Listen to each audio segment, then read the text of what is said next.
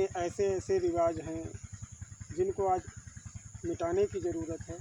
हमारे यहाँ भी एक शादी समाज में, हमारे क्षेत्र में, हमारे गांव में ओबीसी एससी में रिवाज पाया जाता है कि जब दुल्हन पहले दिन अपने घर पे आती है तो एक गोद फेराई की रस्म होती है। उसमें दूल्हा और दुल्हन और जो भी महिलाएं होती हैं परिवार की, रिश्तेदारों की, 10 20 50 वो साथ में जाते हैं खेतों में ले जा कर के। वहाँ पर जो छोटा घड़ा रखा जाता है खम्भ के पास, और अत्ते पत्ते जो भी होते हैं वो सब एक उसमें इकट्ठे करके लोग ले जाते हैं, उन्हें वहाँ फेंक दिया जाता है। और उसके बाद में और वो धागा वागा बंधा होता है, वो पत्नी के द्वारा, दुल्हन के द्वारा दूल्हे का खुलवाया जाता है और दूल्हे को दुल्हन के हाथ में बंधा हुआ खोलना पड़ता है। उसके बाद में एक प्रकरण आता है ये कि जो 2 डंडे जाते हैं पतले पतले काट के लोग ले जाते हैं।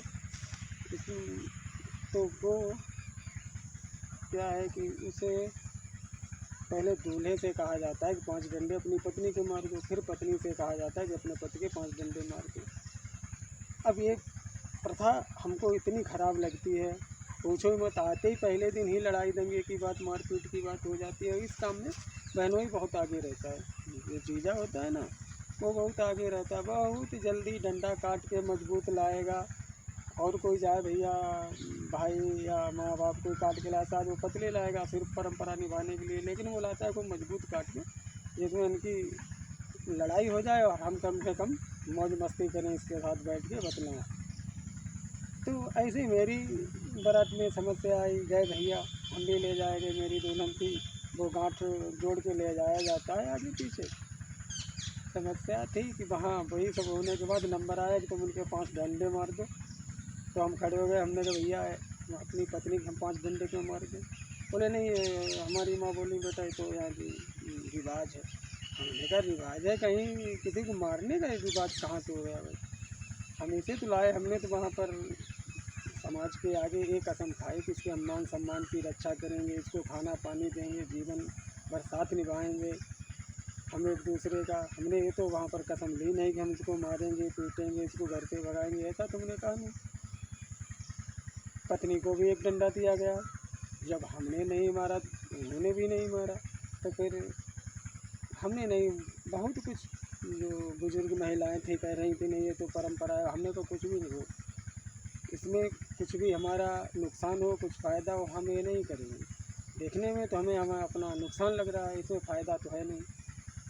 अब अशिक्षित समाज जब होगा, ठीक है किसी ने परंपरा बनाई होगी, पता नहीं किसी दबंग आदमी ने कहा होगा, गुस्सा गया, क्रोधित हो गया होगा कि मारो इनको, एक दूसरे को आपस में पिटवाओ, तो शुरू हो गई होगी परंपरा।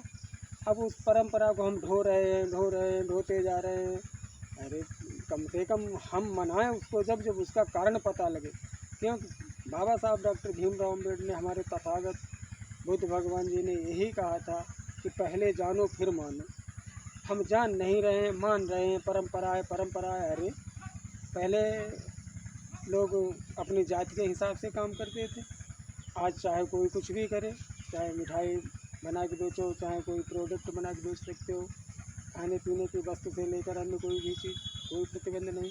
तो हम इन परंपराओं का बदलाव नहीं कर सकते, हमें ऐसी परंपराओं को मिटाना होगा।